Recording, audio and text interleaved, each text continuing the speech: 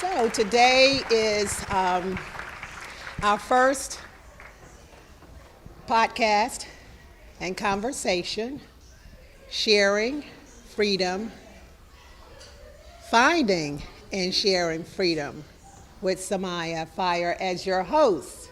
And so this podcast basically, and conversation is about just what it says, finding and sharing freedom. I'll be having conversations from now on, as I always do, about freedom. For the past 2 or 3 years, I've been posting on Facebook a lot about freedom.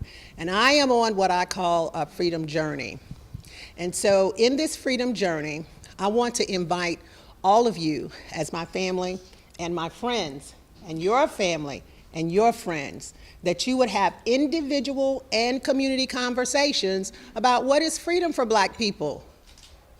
What is freedom for us at this point in making our history? I am so tired of seeing Black men shot in the back and running from police. I'm so tired of hearing the negative images and seeing the negative images about what others say that Black men are. We have fathers, we have brothers, we have sons, we have cousins, and I want you to always think about the jewel that they are and to celebrate them. So today, my first guest is my first love, my son, Sir, and we're just gonna talk. We're gonna talk about freedom, and we're gonna talk about a lot of aspects of life. I have some arsenal over here that he doesn't know anything about. So because it's his birthday and I was gifted to carry him in my precious womb, I have the stories.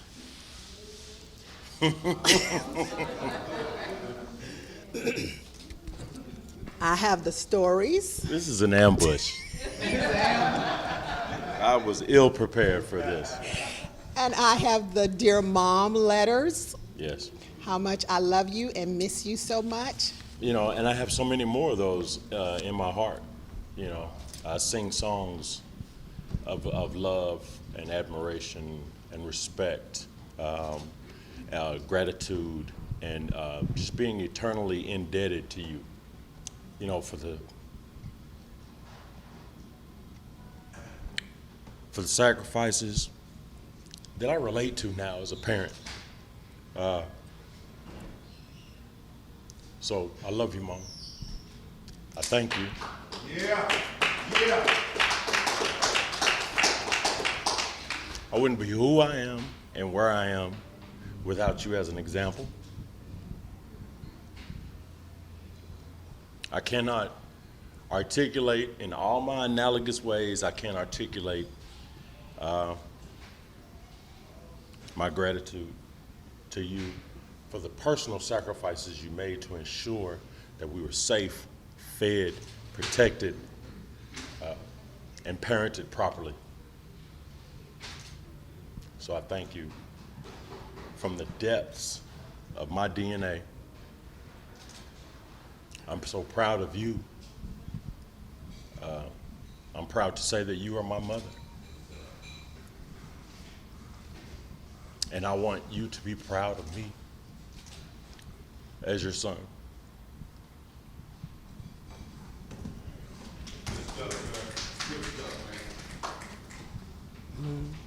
Thank you so much. Yes, ma'am. And it's not like for us that we don't share that often, right? Yeah. It is the duty, of the child to bring honor to their mother, to their parent, specifically the mother. One of the things that I teach young so-called black males is that there's a divinity. The black woman is connected to God in ways in which we are not. With her cycle being connected to the tides and the moon, cosmically, she is greater than us.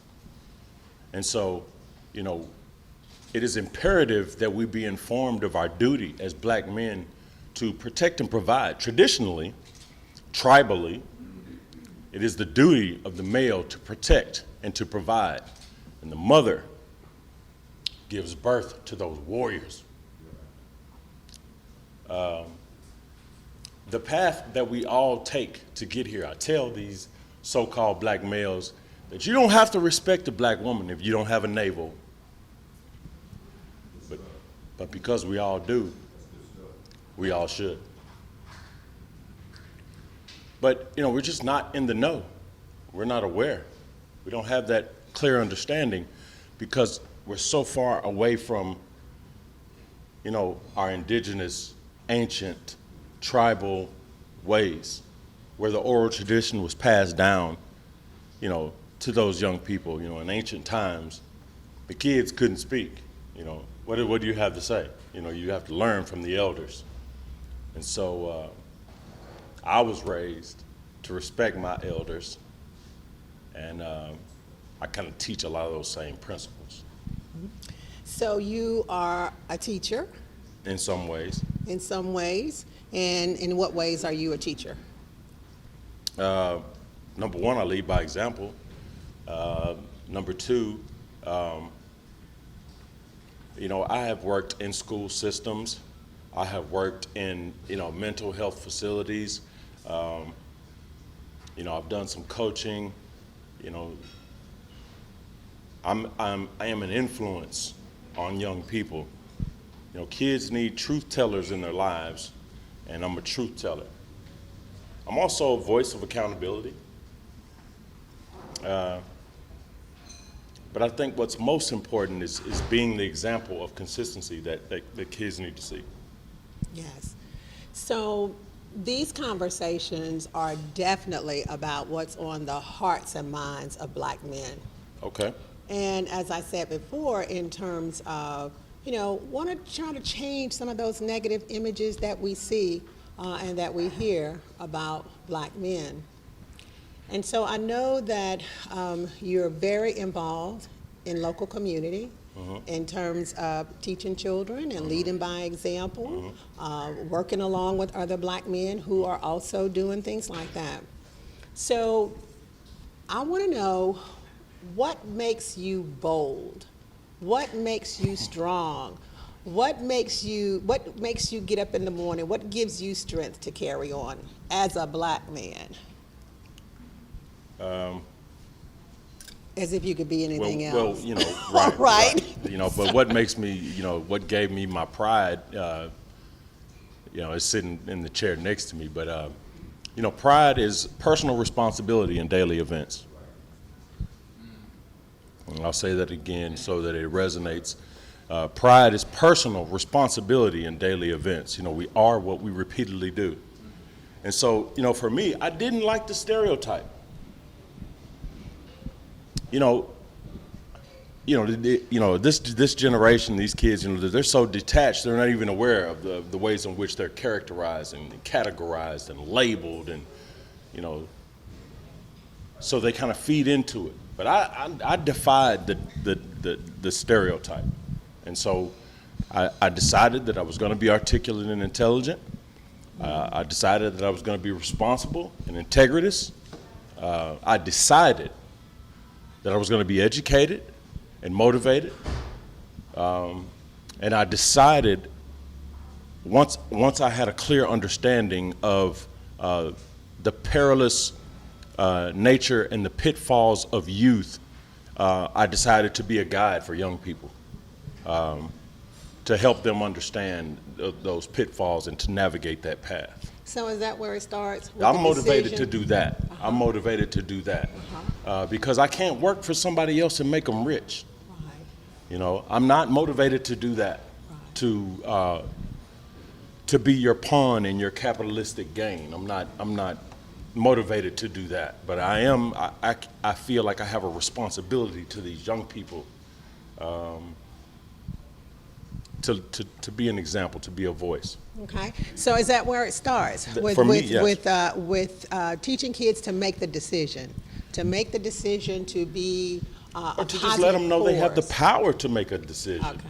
That you're not just existing. You can live.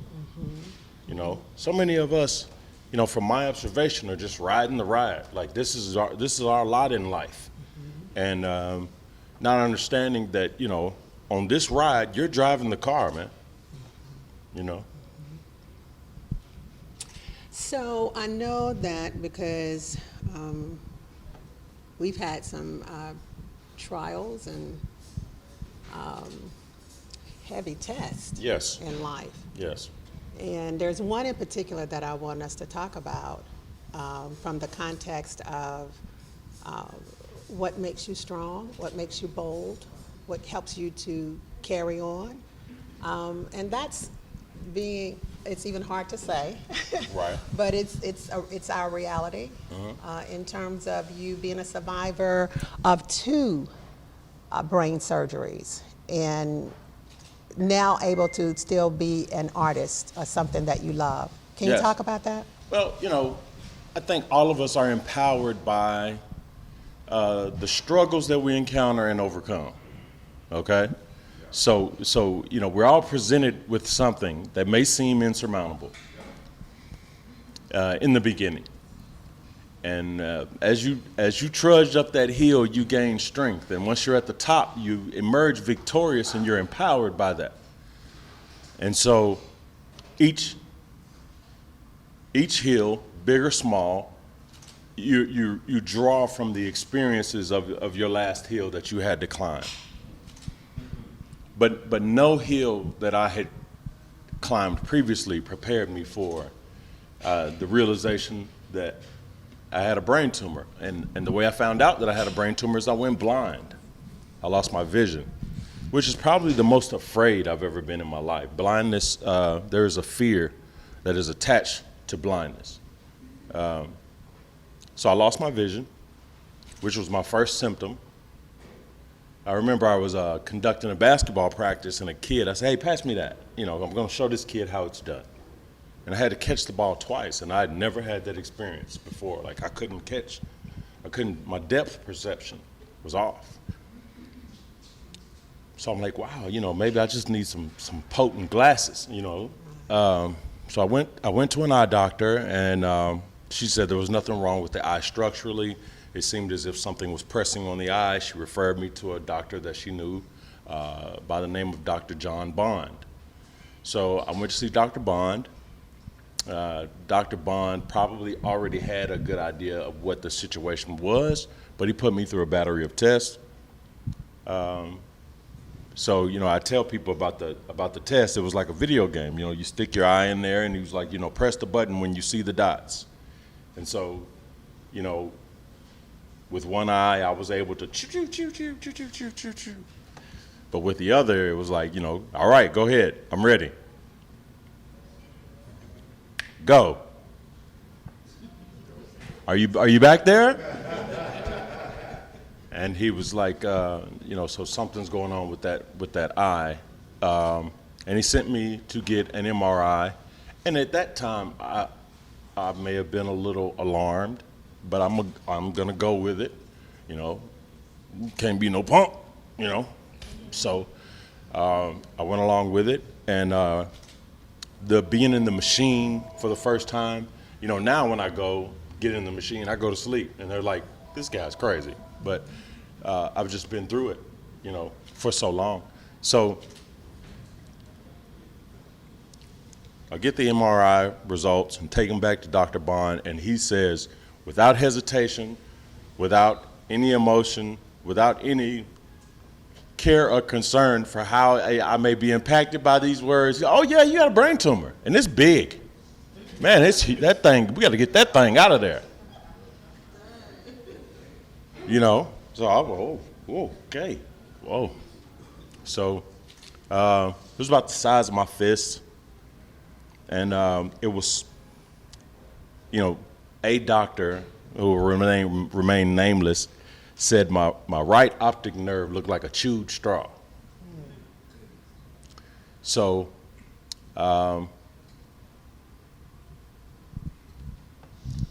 fast forward, I had a surgery where, they kind of cut me here and kind of peeled me down and removed a 7-inch flap from my skull and kind of just pulled pieces of the tumor out in a 9-hour process where I lost a lot of blood and nearly lost my life.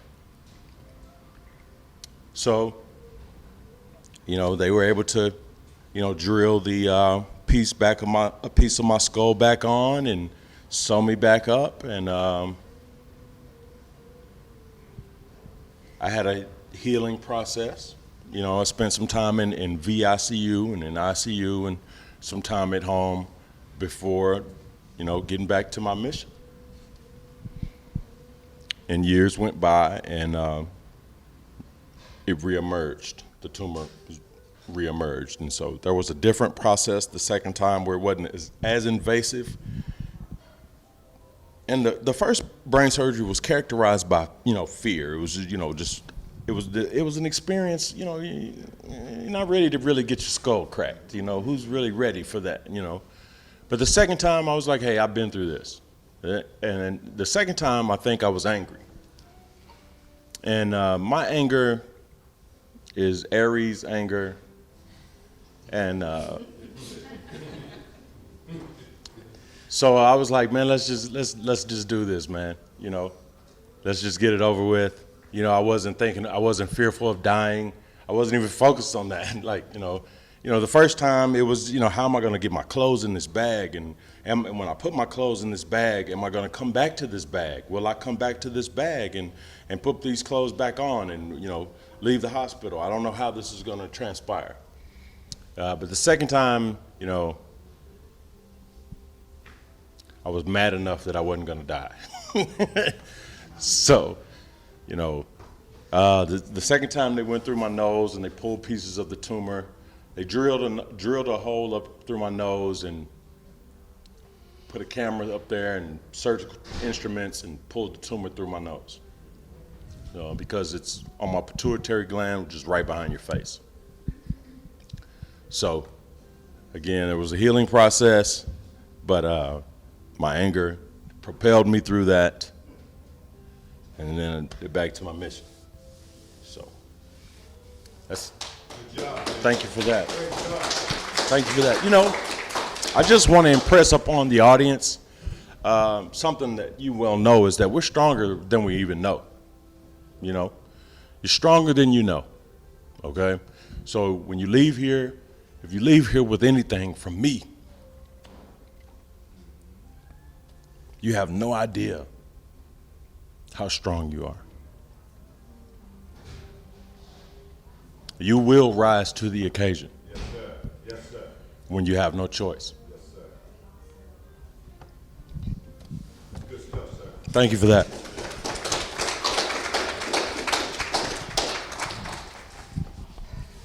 So it's always hard to hear that, even though I walked with you. It's hard to much retell of it. I as many times as I've retold this in attempts to inspire others, it's still the recall, the memories. I'll never get over the catheter. So, I remember Mom was in the room and they were coming in to remove the catheter, and I was like, Mom, I love you. I don't know what you got going on today, but I'm probably not going to be in a good mood after this. And so, No. so she was like, okay, I'll go ahead and go, True, surely.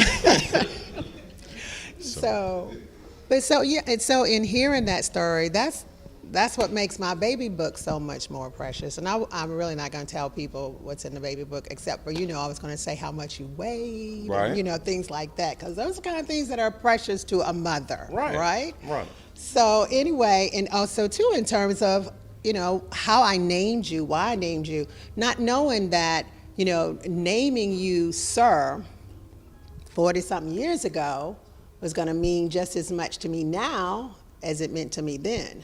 But did you consider the experience that it was going to be for me? When it's time to, make friends and they like, what you say your name is? Nah, I ain't calling you that. See, I ain't calling you that. So, there may not have been a lot of consideration of what the experience was for me as a young person, but I do appreciate it. Right. As an adult, so-called black man in America, I do See. appreciate it. Yes, that's S-I-R, sir. It is that, yes. Thank you. so, Thank you very much. so it really means much more now in this time when we see so much going on with the black man. Yes. And I'm glad for that, right? So 2 surgeries, 28 blasts. Hold on, let's not get past Later. the sir now, Okay. because Okay. there's Stay something there. there's something that they did for me. Okay. What was Okay. that? It gave me something to live up to. Okay. You can't be the inmate named sir. Some things just don't jive, you know what I mean? And so, this is a term of respect. And so I need to be respectable. And I thank you for that. You taught me a lesson before I even knew I was going to be a father. That there needs to be some thought put into what you name your child. What we say to our children, what we reiterate to our children when we use their name. Okay, so for example,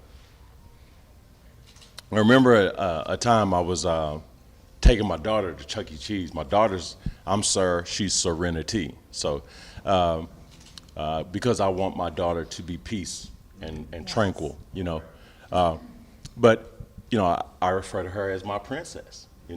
I use loving terms. I compliment her appropriately, okay, and speak to her in an appropriate tone, because that matters. These vibrations matter. So, I'm pulling up. I'm getting my G baby out the car, and this guy is talking to his kid, and he's like, "Come here, doo-doo. Come here, doo-doo. Come on, doo-doo." And so I had an epiphany, and I was like, let me call my mama. And I thanked you that day for naming me sir, and not doo-doo. Yes. Okay? Because my expectations for my daughter is that she behave like a princess, not doo-doo. True. Thank you for that. You're welcome. You're very welcome. So I want to ask the question about your health now, your health. You're able to obviously walk, you look great, you still speak. And that was the thing, when we encountered the brain surgery, I'm like, hey man, I don't know about this, man. I don't know if I hear what you're saying, that there's a tumor the size of an orange in my head, and that it's probably been there my whole life, and it's been growing and got to this size, and I hear you saying this, and I am losing my vision, but why should I have my head cut open? And he says, hey man, if we don't do this, you're going to lose your ability to speak, walk, and talk. He was like, do you want a vegetable? Is that what you want for your wife? And that was impactful, that was impactful for me. So here I am, the antithesis of that. Yes. I'm strong in the gym. I'm a beast on the mic. I am a sentinel for my daughter. I'm here, man. I'm here. So these conversations are about what's on the hearts and minds of Black men. Let's go. So tell me something that you want the universe, the world of people, to know that's on your heart and on your mind. You know, there's so much because our experience is, all encompassing. But, one of the things that I really denote in the lives of young people is an identity crisis. Because so many of us are fatherless. Because as males, that's where we get our identity from. And so, when you don't know who you are, and we know why we don't know who we are, because that was stripped of us, and we have not really had the opportunity to access that information because we've been brainwashed to be focused on other things other than learning who we are. So these young people, if you don't know who you are, then you may be willing to be anything. Okay? So If you don't know who you are, if you don't know that you have the power to define who you are, you may be willing to be anything. Okay? So with the absence of fathers, that opens up the opportunity for other influences and other stimuli. Okay? And so for the majority of the time, these influences are media and music and other boys who don't have daddies. So we have young people who are raising one another, influencing one another. Now, that's the blind leading the blind.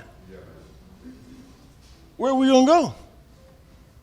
How can we advance as so-called Black males, when our guide is in the same situation as we are? And this is my personal experience, and I'm going to tell you this. I had to get grown enough as a man to accept that I had allowed other men to influence me.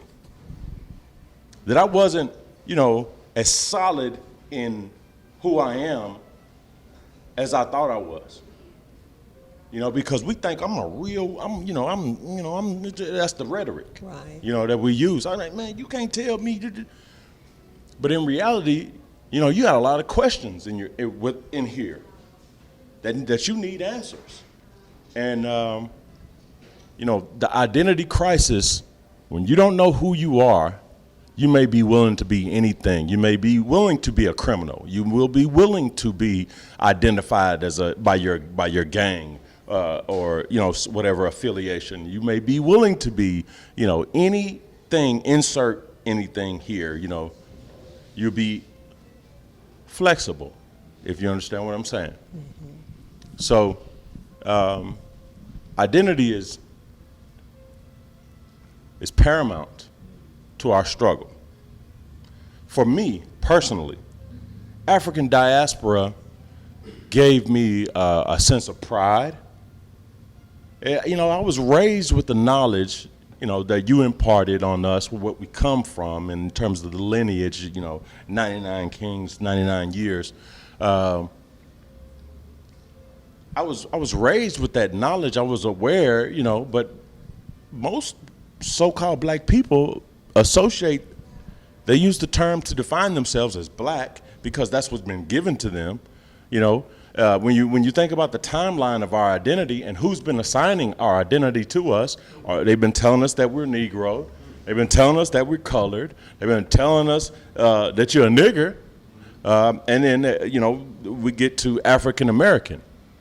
So, but someone is assigning and telling you who you are.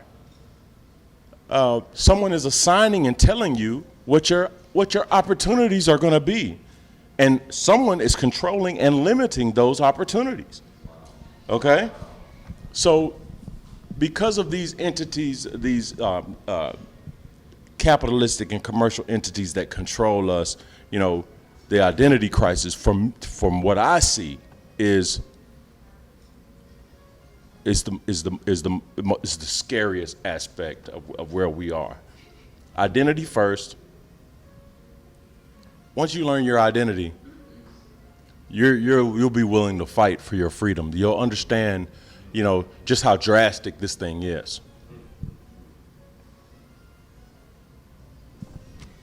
So, I want to go back a little bit, Okay.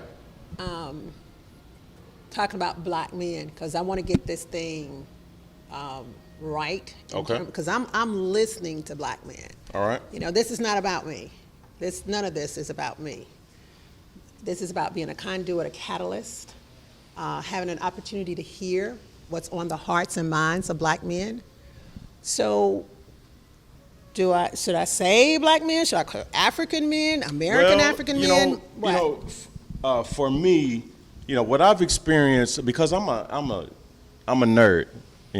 I'm an information junkie, and so I'm a researcher. That's how I spend my spare time.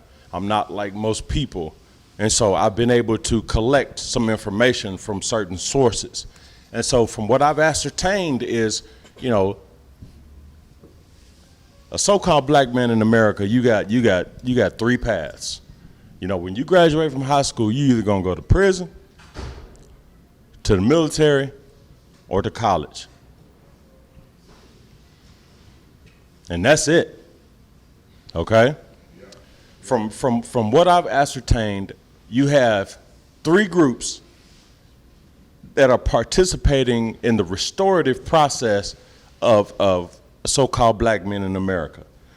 You got the Nation of Islam, you got the Moors, and you got the black Hebrew Israelites in terms of who's teaching the knowledge, okay? Now, because of our history and the effects of that history, we can't unify on who's right. We fighting over who's righteous, which is a sin and a shame, okay? But after much observation, I've aligned my beliefs with the Moors, just because of the etymological aspect. When you learn the history of the meanings of words, these words are powerful things. This body is a powerful thing, okay? And this body that is of African descent is the strongest body, okay? And so this thing is all about vibrations, okay? And so when you speak, there's power in those vibrations. We call them vibes today, okay? The young folks, they call them vibes, right? But they don't understand that that's short for vibrations, okay? And so there's power in what you speak. You ever seen a commercial? There was a Cascade commercial when I was a young person, and the lady was singing, and she was singing, and the glass would break. Yes. Is it live or is it Memorex? Something like that. Something Yeah, like okay. that. And so there's power. We got power up in Yes, here. in its voice. You know what I mean? And so your voice can be powerful. And when you think about the so-called black men who have been allowed to have a voice, that voice was powerful and impactful and moved people, right? And we aligned behind those people like we didn't have a voice of our own, but we're going to listen to him. Yes, okay? And so what happens is, once that voice gets to a platform, they're going to be killed, which is meant to kill the revolutionary spirit in you and me and everybody here, so you don't attempt to rise up again, okay? Because it's always the goal to kill your revolutionary spirit, to kill the revolutionary spirit of so-called black peoples. So, but in terms of the term black, that was something that was given to us. That's something that's being described. So somebody see you, and they describing your phenotype, and if they Spanish, they're gonna say you negro. You negro. Okay? And when you write that down and you're a European who, we taught everything, they not necessarily historically, way up on the ladder. So they might say, oh, well, he's a Negro. That's a Negro right there. Okay? And as they develop their power structure, then they get into a position where they can assign and tell you who you are and put you and categorize you and et cetera, et cetera. So that's why I use the term so-called black. Okay? That's why I use that term. And so, because we have that power to define who we are, if you identify with black, then you be black then. Okay? But as for me and mine, I use so-called black so that my daughter knows that she can do some research and find out, you know, exactly who she wants to be and how she wants to be referred to. Good stuff. Thank you for that. Right there. There was a couple of moments in there you were sharing, and you know, I was trying to stay with you, stay present, because that's the most important thing to me, is stay present while I'm listening Right. to so-called black men having these conversations. Right. And I want to say, you know, as we're closing, this is one of the most powerful experiences I've ever had in my life, other than the first time I gave birth. Right. And I want to say, especially to women, those who give birth, Mother of the Earth, Yes. we never know who we have in our womb. Okay. You know, we don't know who's in there. But I do remember, I do remember sitting on the steps, getting to know you in my womb. And I do remember naming you sir while you were in my womb. So when I sit here in 2021, Was that as a result of your experiences as a so-called black woman? That because you had been disrespected in such a way that you wanted to ensure that I would never be disrespected? So that when somebody talked to me, they got to call me sir. well, you know, it is about that. Okay. It's definitely about Okay, that. so let's make that a matter of record. Let's make let that it a be matter known. of record, Let it all be right? known. And let's get some applause for that. Let's get, yes, get some applause for that. Yes.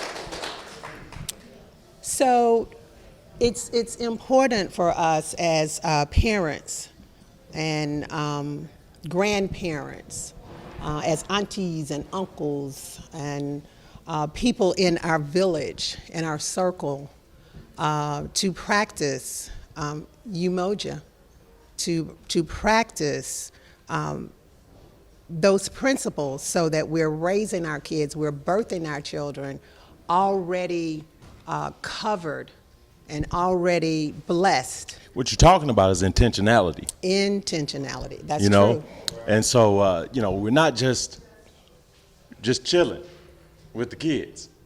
You know, we are raising them with purpose. Yes, sir. Yes, sir. Because this is a duty. You know, parenthood is a duty, and I learned that from you. All right, someone who never shirked her duty.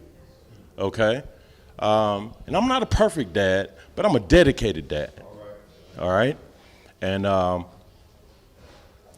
think that's what's most important. It's not enough just to be present. You need to be engaged. You need to understand the gravity of parenthood. And so with you know, 73% of so-called black babies that are born out of wedlock. Do you know that? Yeah, I was doing some research. I was prepping for this, and you know, that number really hit me hard. Yes, sir. Yes, sir. You know, 40% of homes are fatherless still, and 75% of African American homes are fatherless. And so when a kid doesn't have those parents who take the responsibility seriously, it opens up the pathway to mental health issues and the pathway to prison. Okay? And so there's no mystery to this situation. You know, it's really simple math. It really is.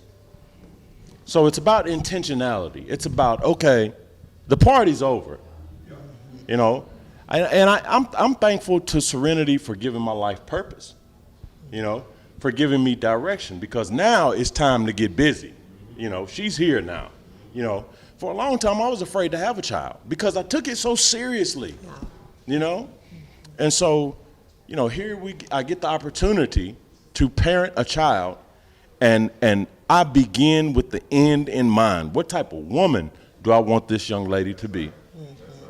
And I think I got that from you, okay? Because anybody who names their child sir has an idea of what the end game is going to be for this so-called black man. That's it. You got it. You got it. You got it. Yes. So, thank you so much. Thank you for who you are. Thank you for who you are intentionally being. Yes, ma'am. No Thank doubt. you for the example that you set for your family, and not only your nuclear family, but for your extended family. Yes. Thank you for the example you set in the world. Thank you for that. And so now I want to ask you, how do you define freedom? How do I define freedom? How much time we got? Let's see. Okay, because here, this is it in a nutshell. Freedom is access. Freedom is the ability to access what you want and need, the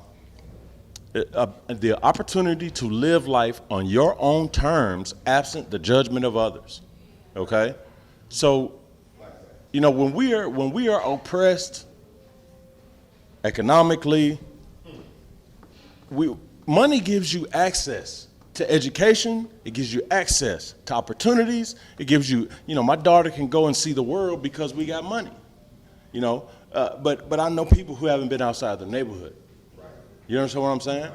So, freedom is not having limits on your experiences. But I'm gonna tell you this, freedom is obtained through war.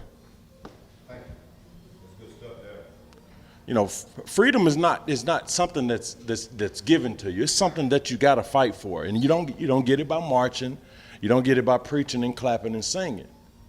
That's not how you're gonna get it. And I'll give you this. Haiti decided we want Europeans up out of our mix. Y'all can go. They said, "Are you sure? Because if we leave, you're gonna be poor." Well, we'd rather be poor and have our own than be controlled by you. Okay? And so, there's a such thing as opportunity cost. What you got to give up to get what you want was what opportunity cost. So those people who are economists know exactly what I'm talking about. It's a economics principle, opportunity cost. And so what are you willing to do to get your freedom, if freedom is what you really want? So many of us are comfortable. We cool. I don't have everything I want. Things aren't not always the way I want them to be, but, I'm cool. I'm not. I want more, and I want more for my daughter. So freedom is the opportunity to access what you want and need, absent limitations by an oppressor.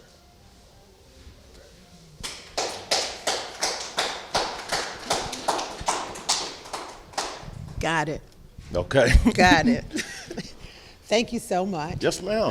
And thanks to everyone who is here tonight. We've got lots of black men here tonight that,